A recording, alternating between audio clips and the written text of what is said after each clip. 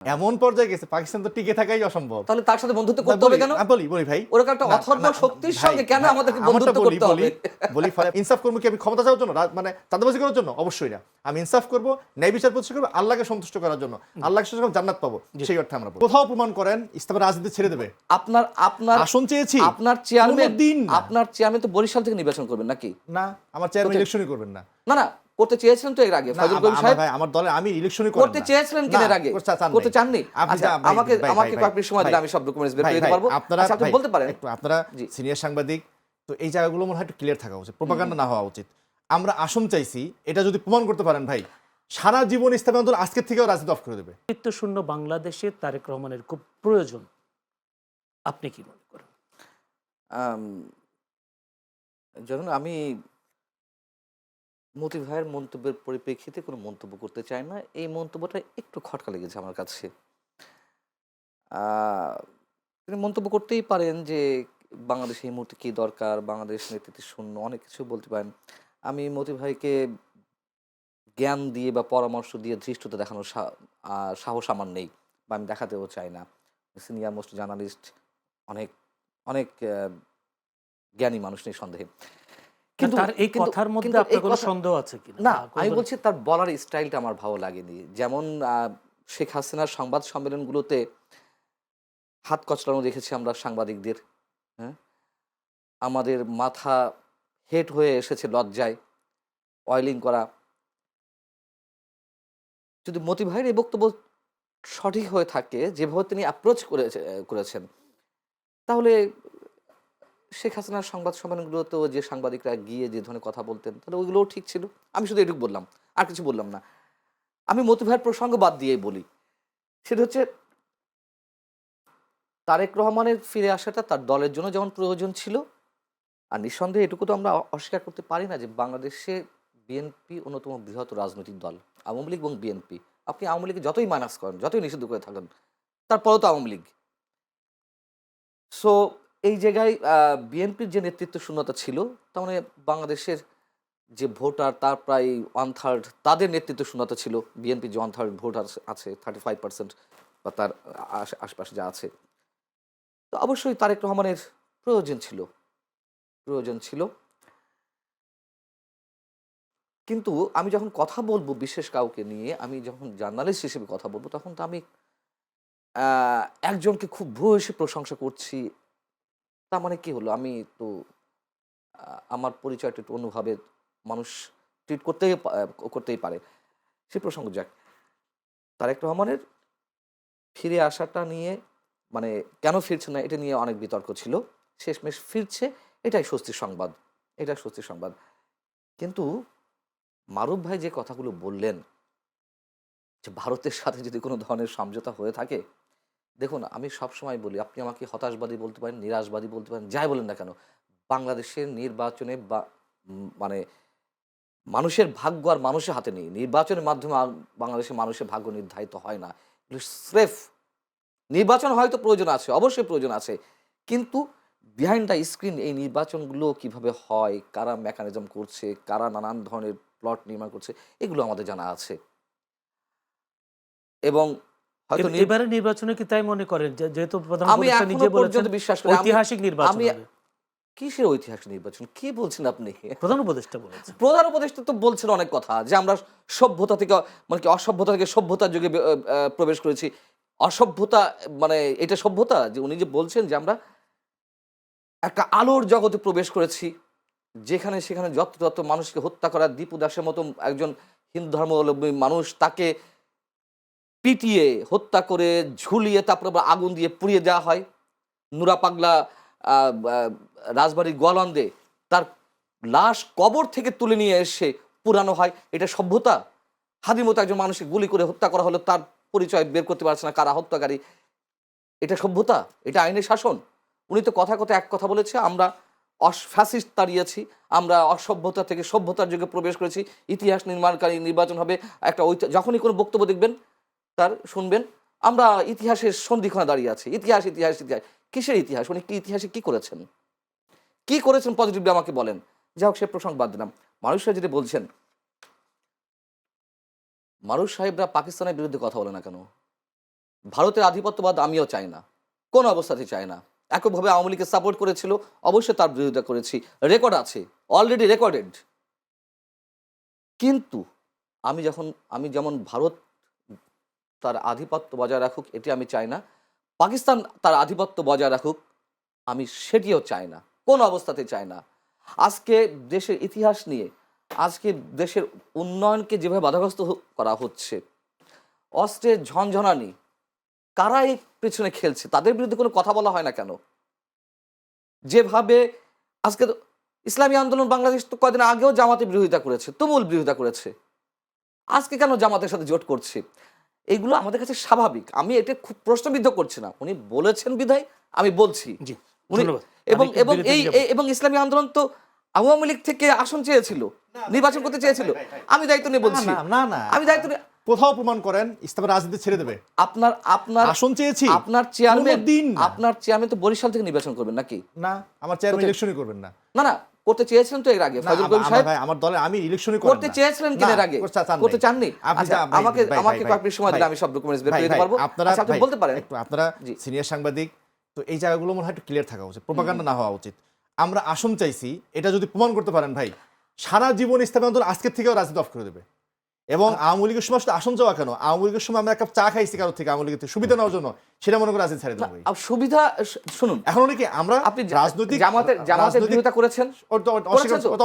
অন্য লাভ না করেছে তো, দুটো মিলেন না। আমি বলছি রাজনীতির স্বার্থে, ভাই, মিলেন রাজনীতির না। স্বার্থে আবার আওয়ামী লীগের পক্ষে ছিলেন তো? না, ছিলাম না, মিলেন না ভাই, এখন আপনি এটা বলতে পারেন। মিলেন না। আচ্ছা ঠিক আছে, আমি তর্কের খাতিরে আমি ওটুকু বাদ দিলাম, ওইটাই বাস্তবতা। আচ্ছা ওটা বাদ দিলাম, না ভাই, কিন্তু please, জামাতের ভাই। বিরোধিতা করেছেন তো? ওটা আমার তো অস্বীকার করছেন, সেটা আচ্ছা, আমি আমি সেটাই বলছি, আমি সেটাই বলছি যে কিন্তু দুটো এক জিনিস না, জামাতের বিরোধিতা করা এক জিনিস, আবার সেই জামাতের সাথে জোট বেঁধেছেন। সেটা ব্যাখ্যা করি, আমার অস্বীকার করছি না, কিন্তু আওয়ামী লীগের থেকে পক্ষ নিয়েছি এটা কোনোদিনও না ভাই।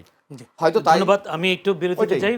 মঞ্জুর পান্না। মারুফ সাহেব বলছিলেন যেহেতু আনন্দবাজার একটা প্রভাবশালী পত্রিকা, নিঃসন্দেহে আনন্দবাজার প্রভাবশালী পত্রিকা, তা আনন্দবাজার যে নিউজগুলো দেয় তার নিশ্চয়ই কোনো সত্যতা থাকতে পারে, সেটি 70% হোক, 80%, 100%, আমি তার সঙ্গে একমত। যেহেতু আনন্দবাজার তারেক রহমান সম্পর্কে এই মন্তব্যটা করেছে বা নিউজটা করেছে যে ভারতের সাথে একটা সমঝোতা হয়েছে বা তারেক রহমান ভারতের নতুন বন্ধু ইত্যাদিতে, আমরা এক্সাক্ট জানি না, ডেফিনেট করে জানি না যে আসলে কি হয়েছে বা আসলে আদৌ কিছু হয়েছে কিনা, হতে পারে অস্বাভাবিক কিছু নয়।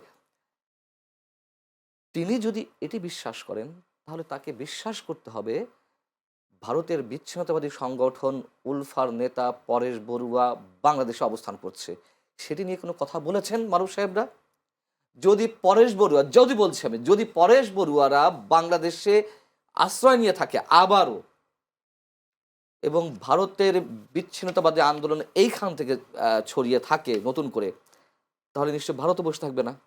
তাহলে সেই ঝুঁকি কেন আমরা নিব? তার বিরুদ্ধে কেন কথা বলছে না? আনন্দবাজার তো বলছে যে জামায়াতের নেতা গুলাম আজম, সাবেক নেতা গুলাম আজম, তার ছেলে আব্দুল্লাহ আল আমান আজমি সাহেব, তিনি আইএসআই এর সঙ্গে গোপন অপতৎপরতার মাধ্যমে ভারতে অ্যাটাক করার জন্য এখানে জঙ্গি তৎপরতা চালাচ্ছেন। এই কথাগুলো কেন উল্লেখ করছেন না? শুধু তারেক রহমান সম্পর্কে আনন্দবাজার যে রিপোর্ট প্রকাশ করলো সেটি নিয়ে তিনি বলছেন যে এটা আমরা কোনোভাবেই মেনে নিতে পারি না, যে ভারতের দাবিদারি বা ভারতের পরামর্শ বা ভারতের অনুগত হয়ে থাকতে হবে, আমরা কোনোটাই চাই না। আমি আবারও বলি, না পাকিস্তানের ইন্ধন, পাকিস্তানের উস্কানি, না ভারতের আধিপত্যবাদ। জি, ধন্যবাদ। আমি এটি যে শেখ ফজলুল করিম মারুফের কাছে যেতে চাই। শেখ ফজলুল করিম মারুফ অনেকগুলো অভিযোগের কথা এখানে এসছে। প্রথম হচ্ছে, আপনারা ভারতের বিরুদ্ধে কথা বলেন কিন্তু পাকিস্তানের বিরুদ্ধে কথা বলেন না কেন? এটা কি আপনারা? আচ্ছা বলি ভাই, হ্যাঁ, জি, মানে এটা কি মানে বিশ্ব রাজনীতিতে কেউ বিশ্বাস করবে ভাই, মাইন্ড করেন না, না, mind মানে করছি মানে ভাই। পাকিস্তানের আধিপত্য করার সেই সক্ষমতা আছে? নিজের দেশের অর্থনীতি, নিজের দেশের রাজনীতি, সামরিক বাহিনীর হস্তক্ষেপ এমন পর্যায়ে গেছে, পাকিস্তান তো টিকে থাকাই অসম্ভব। তাহলে তার সাথে বন্ধুত্ব করতে হবে কেন? বলি ভাই, ওরকম একটা না, অথর্ব না, শক্তির ভাই, সঙ্গে কেন ভাই, আমাদেরকে আমারটা বন্ধুত্ব করতে হবে? বলি ফলে পাকিস্তানের আধিপত্য বিস্তার করে এই আলাপটাই অমূলক। আচ্ছা। দ্বিতীয়ত হলো, পাকিস্তানের সাথে বন্ধুত্ব বাংলাদেশ রাষ্ট্র হিসাবে করছে। হ্যাঁ, কেন করতে হবে? কেন করবে সেটা রাষ্ট্র চিন্তা করবে। আপনারাও তো করছেন, না, আমি বলি, জামাত তো করছে। আমি বলি মানে ইসলামী আন্দোলন বাংলাদেশ আগেরটা ছিল কি, বিএনপি জামাত বলে সব একসাথে ব্র্যাকেট বন্দি করে ফেলতো। আমি বিনয়ের সাথে বলি, জামাত এবং ইসলামের একসাথে ব্র্যাকেট বন্দি করেন না। জামাতের রাজনীতি জামাতের, আমাদের রাজনীতি আমাদের, শুধুমাত্র ওই আসন ভিত্তিক নির্বাচন ক্ষেত্রে সমাধান আমরা করছি। ফলে জামাত বন্ধুত্ব করছে কি করছে না সেটা আমি জানি না, কিন্তু ইসলামী আন্দোলন বাংলাদেশ এখন পর্যন্ত, এটা আমাদের হয়তো রাজনৈতিক ব্যর্থতাই যে কোনো ধরনের কোনো কূটনৈতিক চ্যানেল আমরা মেনটেন করি না, এটা এক অর্থে ব্যর্থতাও যে রাজনৈতিক দল করেন না কেন, আবার এই অর্থে সফলতাও যে আমরা কোনো ধরনের কোনো না কোনো ইয়ার এমবিসির সাথে কোনো সংলাপ মেনটেন করি না, ফলে পাকিস্তানের সাথে বন্ধুত্ব করা এটা আমাদের মধ্যে নাই। হ্যাঁ, তারা দ্বিতীয়- যে মন্তব্য করছে তার বিরোধিতা ভাই করছে না ভাই কেন? বলে আসি, এরপর দ্বিতীয় যে কথা, আজকে ইস্যু হচ্ছে তারেক রহমান সাহেবের আলোচনা। হ্যাঁ, সেজন্য মানে আনন্দবাজারের কোনটা বলছে সেগুলো আলাদা করে উল্লেখ করি নাই। আমরা উল্লেখ যদি ইস্যুগুলো আসতাম উল্লেখ করতাম। এখন দ্বিতীয় কথা হলো যে পরেশ বড়ুয়া যে আপনি আসছেন কথা বলছেন, আমরা ইসলামী আন্দোলন বাংলাদেশ বারংবার ক্লিয়ার করছি এবং এটা ইসলামী রাজনীতির অন্যতম প্রধানতম নীতি যে কখনোই আমার ভূখণ্ড ব্যবহার করে পার্শ্ববর্তী কোনো ভূখণ্ডকে ক্ষতিগ্রস্ত না করা। হ্যাঁ, এটা সেই উমর রাদিয়াল্লাহু তাআলা আনহুর সময় থেকে এখন পর্যন্ত ইসলামী আন্দোলন বাংলাদেশের সেই সক্ষমতাও নাই যে আমি 7 সিস্টারকে মানে ক্ষতিগ্রস্ত করবো, সক্ষমতা নেই আমার, ভাই বলে ফেললাম। দ্বিতীয়ত হলো হইলেও আমি কখনোই অন্যের কোনো সার্বভৌমত্বকে আমি আঘাত করব না, কারণ পারস্পরিক সার্বভৌমত্বের সম্মান দেখানো আধুনিক জাতিরাষ্ট্রের রীতি, আমরা সেই জাতিরাষ্ট্রের রীতি মেনে নিয়ে আমরা কাজ করি। ওনার অভিযোগ যে আপনারা সেই বিষয়ে তেমন জোরালো বক্তব্য রাখেন না। আছে বক্তব্য আছে, কিন্তু আজকে এখন নাই সেই স্টেজ এটা না বলে। সাম্প্রতিক সময়ে বাংলাদেশের মুক্তিযুদ্ধ ইতিহাস নিয়ে যা করলো পাকিস্তান, ভাই বলি আমারটা আমি বলি, এবং পাকিস্তানের অনুগত জামাত যা করছে তার বিরোধিতা করেছেন। আমারটা আমি বলে যাই। বলেন বলেন। এরপর হলো দ্বিতীয় যে বিষয়টা, যে ভাই বললেন যে আমাদের বাংলাদেশের ক্ষমতা কে আসবে সেটা বাংলাদেশের মানুষ নিয়ন্ত্রণ করে না। বাস্তবতা যদি হয় হইতে পারে, কিন্তু ভাই পরাধীনতা সমস্যা না। সমস্যা কি জানেন?